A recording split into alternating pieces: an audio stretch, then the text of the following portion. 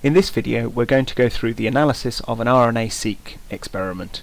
We're going to start from a set of mapped BAM files, which in this case have come out of the top hat pipeline, and go all the way through to finding a list of differentially expressed genes. I've configured my copy of SeqMonk already, so you can see down here that all of the disk caches have been set up already, and importantly for this analysis we've also configured R, since we're going to be using some of the R-based filters to do some of our analysis. There's a separate video showing you how to set that up if you're coming at this completely new to SeqMonk. We're going to bring the data in order to do that we first need to create a project, so I can do that by going to File and New Project. The project is going to be based around the genome assembly that we mapped the data to, and in my case that's the mouse genome and the NCBIM37 assembly. So I can open that up. To bring the actual data in, I then go to File, Import Data, and in this case my data is coming in from a BAM file, so I select the BAM SAM option, and I can select the 6 BAM files that I'm going to analyse here. I have 2 sets of conditions, each of which has 3 replicates in it. Right, now I've selected the BAM files, I can see the BAM import options. SeqMonk will for the most part set all of the options I need automatically, so it's determined automatically that this is RNA-Seq data and has ticked the box for that, and it's also determined correctly that this is a single end library and has set the correct option there. The only thing that I'm going to change in here is the filter for the minimum mapping quality. Most modern aligners will report mapped hits and will use the mapping quality to indicate whether the hit that you see is a unique best hit or whether there were several other positions which could have been reported and just one random position has been selected. To get an accurate analysis of your data, it's normally preferable to use only the uniquely mapped reads. Unfortunately, there isn't a standard for what the values in the MapQ score actually mean, and it varies from aligner to aligner. In the case of Top Hat, the magic number I need to put in here is a score of 50 or greater, which will mean that only uniquely mapped reads come in. If you're using a different aligner, you'll have to look at your own aligner's documentation to find out what that score should be. Now I've set that up, I'm going to start importing all the data. The data will take a few minutes to come in, so I'm going to break the video here whilst the rest of the data imports, and we'll pick up again when it's all in. Okay, my data is now imported and I can see the 6 samples that I've loaded in the main chromosome view. I'm going to start off just doing a little bit of housekeeping, so I'm going to clean up the names of the samples and I'm going to create the replicate sets that are going to tell SeqMonk which samples actually fall into the same biological condition. To clean up the names, I just want to get rid of the .bam off the end, so there's an easy way to do that. I can go to Data and Edit Datasets, select all of my datasets, say Replace in Name, and replace .bam with nothing. And now all my datasets are cleaned up. To make the replicate sets, I can go to Data and Edit Replicate Sets, and I'm going to make 2 of these, one called ESC, and into that I'm going to add the 3 ESC replicates, and another called IPS, and I'm going to add the 3 IPS replicates into that. Okay, before I go any further with the analysis, I'm just going to take a quick look at my raw data, so I'm going to spread this out a bit. I'm also going to change the display settings slightly, firstly to increase the density of the reads on here, just to make them a bit smaller so I can see more data, and secondly I'm going to split my strands so I can see more clearly the balance I've got between forward and reverse reads in the main display. Okay, so all I'm going to look for to start with is just that this actually looks like an RNA-Seq sample, which it does. So I can see a couple of things very clearly. Firstly, just check that the reads line up with the exons in your features. So if they don't, and you're finding that the reads are offset or just don't bear any relationship to your annotation, that's normally an indication you've got the wrong genome assembly. Secondly, I'm just having a quick look at the quality of this. I can see that this data looks very clean, so the reads are generally falling into exons. I can see virtually no reads in introns, and likewise there's very little data in intergenic regions. So that all looks very good. I can also see the strandedness of the library, so depending on the library prep you've used, the relationship between the direction of the mRNA features and the direction of the reads you get out of your library might change, and I can see here that the direction of the reads, so the fact that they're red means they're on the top strand. My feature here is blue, so it's on the bottom strand, so this is an opposing strand specific library. The next step to do, just after having looked at the raw data, is to run some automated QC. So SeqMonk has a built-in QC for RNA-Seq libraries, so I'm going to run that by going to Plots and RNA-Seq QC plot. Select the datasets I want to analyse, but it will select the ones I'm looking at by default, and just say Create Plot. This is going to run a few different tests across my 6 samples and will give me a single plot that summarises the properties of all of the samples, just so I can see if there are any problems, and also to check that the 6 libraries all pretty much look like each other. So that should only take a few seconds to calculate, and then we can actually have a look at that.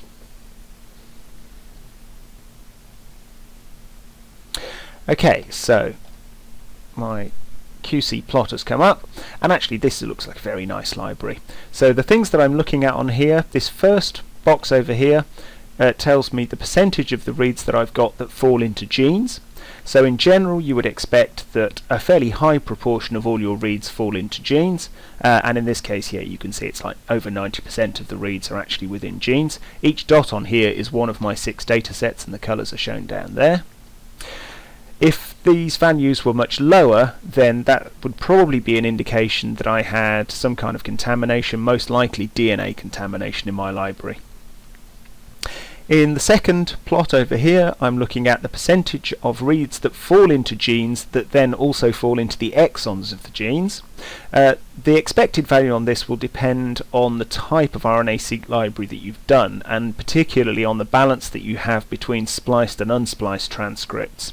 So in this case it's very clean again, so I'm mostly seeing things fall into exons, so it shows that I have a very mature RNA library here with very few unspliced transcripts.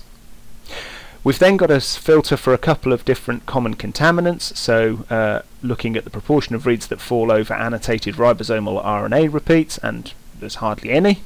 Also the proportion of reads falling into the mitochondrion, and again it's very low in this particular library, but those could cause a problem in other cases. The final plot on here looks at the proportion of reads falling onto the sent strand. Depending on the type of library you have, you might expect these values to either be very close to 100% if it's a same strand specific library, very close to 50% if it's an unstranded library, or very close to 0% if it's an opposing strand specific library, which means that again it's a very clean result for this data, and it's an opposing strand specific library. The things you're looking for in here are not necessarily that your libraries have optimal values for all of this, but you would expect that all of the replicates across your experiment should all be fairly similar to each other. So you may find that there's an amount of contamination in here, but hopefully that contamination is similar between all of your samples. If it isn't, then it means that you need to pay more attention when you're doing the normalization step of your quantitation, because there may be artifacts in here that could affect that. Okay, this all looks very good though, so we're going to go on with the analysis from this point.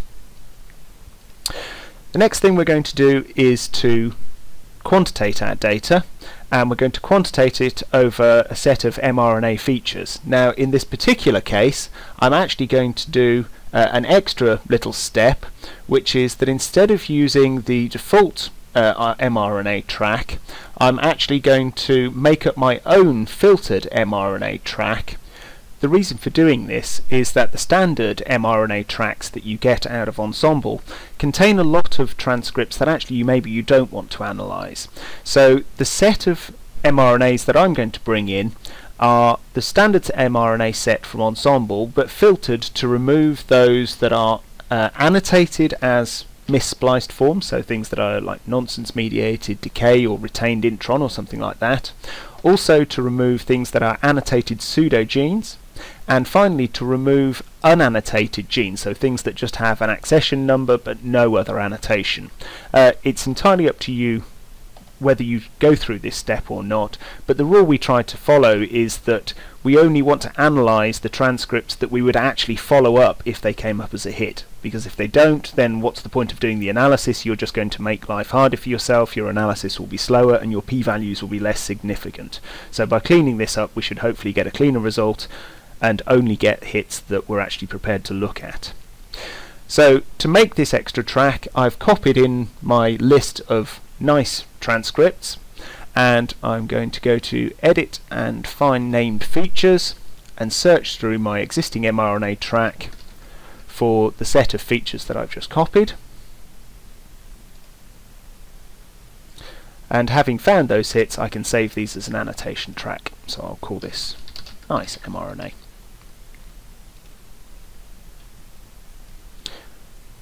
Okay, so here's my nice mRNA track that I'm going to use for my quantitation. I'm going to quantitate my data through the RNA-Seq quantitation pipeline, so that's under Data, Quantitation Pipelines, and RNA-Seq quantitation pipeline.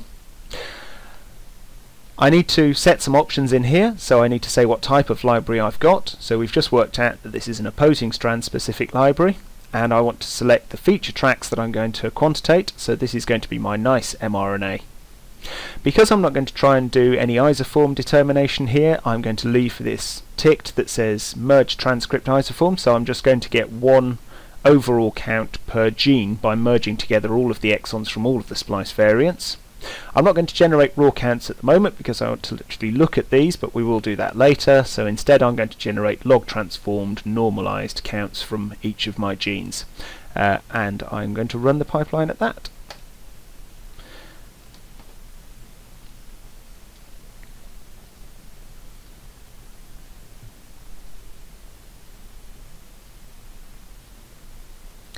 Okay, now I've quantitated my data. The values that I've got on here are log2 RPM, or reads per million reads of library values, but rather than just trusting that my normalization is complete, I actually want to have a look at the distribution of counts that I've got and just check that they match between my different samples. There are a few different ways of looking at distributions in SeqMonk, but for this purpose the easiest one to use is the cumulative count distribution plot. So if I go into plots, cumulative distribution plot, and then just plot the visible data stores. Now what you're looking for in here is that you have a line which is the same profile for all of your samples. So in this particular case my samples are very well normalized, so I don't need to worry about doing any extra normalization. Common things that you'll see going wrong in here are that you may find that one of these lines, or one more of the lines, completely steps out from the rest, so it follows a completely parallel track to the rest. The alternative is that sometimes you'll see that the lines kind of start the same here but then spread out a lot at this bottom end. If the line separates and forms a parallel track, that's normally an indication that you've got contamination with a high level of a single gene within your sample, so that's normally due to something like RNA-Seq ribosomal RNA contamination, which can be a problem. If you get spreading at the bottom end, that's normally an indication that you have DNA contamination. Finding that you have a parallel track on here can be fixed by going into Data and Quantitate Existing Probes, and then using the percentile normalization quantitation. Just doing that. I won't do it in this case because I don't need to. If you found that you had DNA contamination, then when you ran your RNA-Seq pipeline, there is an option to correct for DNA contamination where it uses the density of reads in intergenic regions to estimate and remove DNA contamination. In my case though, I don't need to do either of those, and I can see that the quantitation looks very nice. The next thing I want to check is whether my replicates cluster in the way that I would expect. So to look at that, I'm going to go to Plots and Data Store Tree, and then see what that does. So here I can see that actually I do get clustering of my samples, and in fact my 3 IPS samples cluster separately from my 3 ESC samples. My ESC2 is set a little bit further away, but they do cluster in the way that I'd expect, so I'm quite happy with that. If I see no clustering at all, that's not the end of the world. If I see clustering that's not based on my biological conditions, I'd want to try and understand what that clustering was coming from before I went any further with my analysis, because it could be that you've got some kind of technical bias in your samples that might need to be looked at.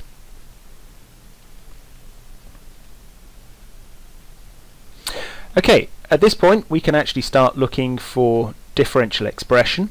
Now the first filter that we're going to use for that is actually going to be an R-based filter where we're going to run the DESeq2 pipeline to do our differential expression. Now DESeq2 and indeed the EdgeR pipeline, which is also an option, are both based around using completely raw counts for each gene to do the analysis. They do their own internal normalization, and the statistics they use absolutely require that you give them raw counts as a starting point. So I need to go back and re-quantitate my data in order to do this. So I'm going to go back to quantitation pipelines, RNA-Seq quantitation, and this time I'm just going to tick the box that says generate raw counts. It will have remembered my previous settings on here, so I just need to change that one value and then rerun the quantitation.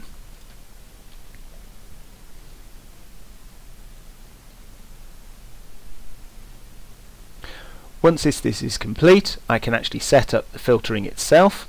So now look, all of my values down here should have exact integer values. You can see down at the bottom here that the counts are perfect integers.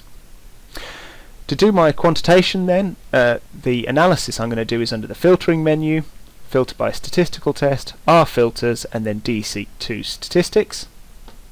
I'm going to select the two replicate sets I want to test, which are the two that I set up earlier, and I'm just going to run the filtering using the default options. You'll see the R session start up, and you can actually watch the script running. It'll take a few seconds to complete, and then it should give us a list of hits back straight into SeqMonk.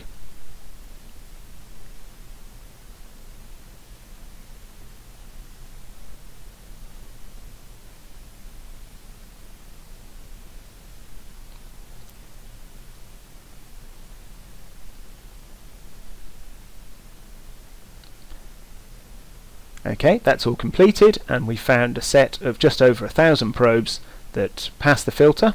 So we're going to save those into a probe list and then close this down.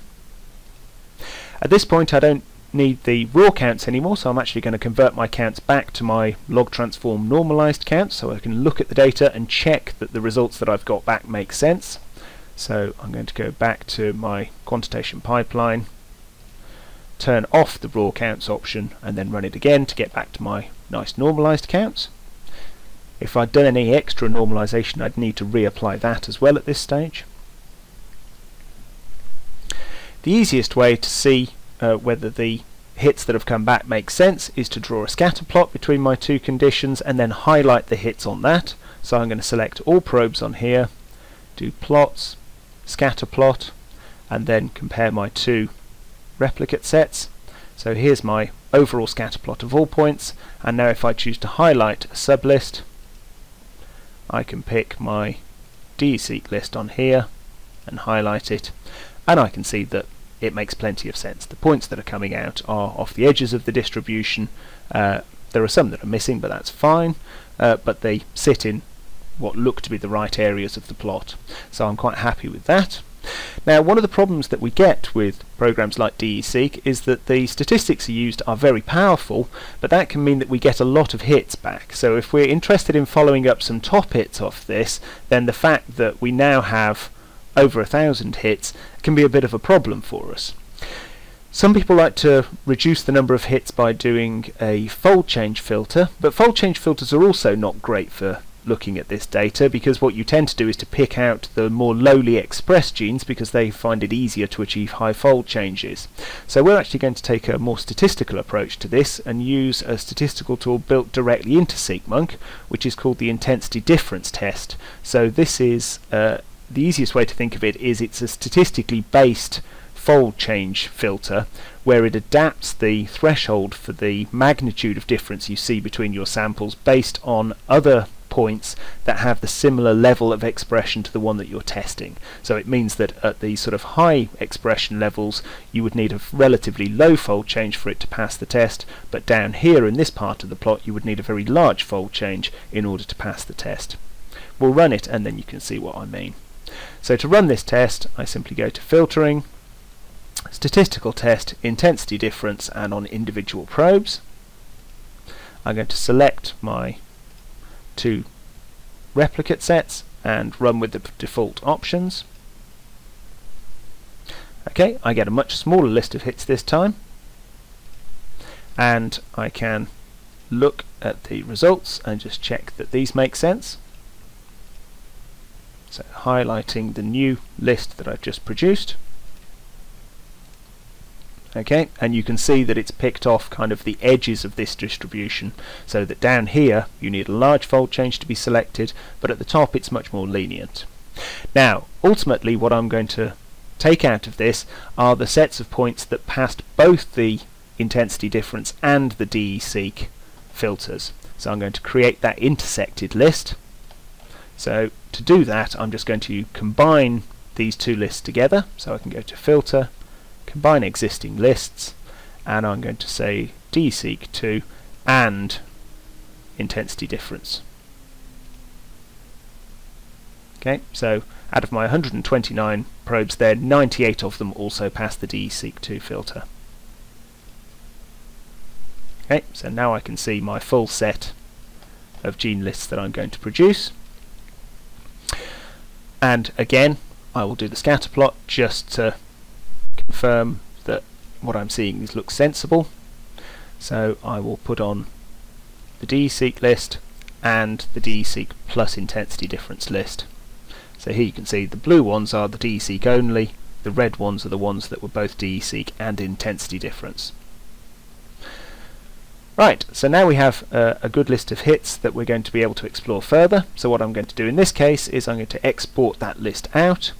So I'm going to select the intersected list and create a report from it. I'm going to make an annotated probe report.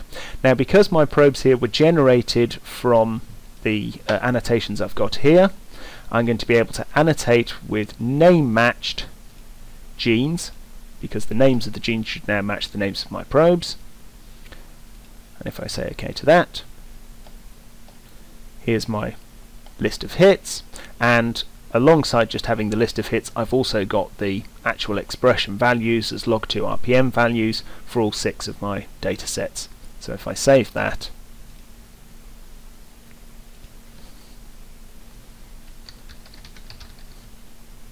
then I'll be able to take that into another program to either have that as a report as part of my supplemental materials or take it into something else to actually do some downstream analysis.